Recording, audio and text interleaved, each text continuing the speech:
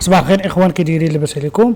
اصفرت نتائج قرعه دوري كره القدم للرجال للالعاب اولمبيه باريس 2024 التي اجريت مساء ليله البارحه بباريس الاربعاء، عن تواجد المنتخب المغربي الاولمبي في المجموعه الثانيه ورفقه كل من الارجنتين واوكرانيا، والمنتخب المحتل للمرتبه الثالثه في كاس اسيا لاقل من 23 سنه.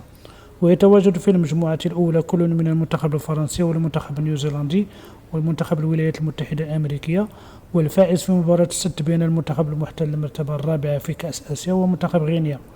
ووضعت القرعة في المجموعة الثالثة كل من المنتخب الإسباني والمنتخب المصري والمنتخب الدومينيكان والمنتخب المحتل للمرتبة الثانية في كأس آسيا أقل من 23 سنة. وضمت المجموعة الرابعة كل من منتخب باراغواي، مالي والمنتخب الإسرائيلي وحامل لقب كأس آسيا. وإليكم نتائج قرعة دوري كرة القدم للرجال ألعاب أولمبية باريس 2024.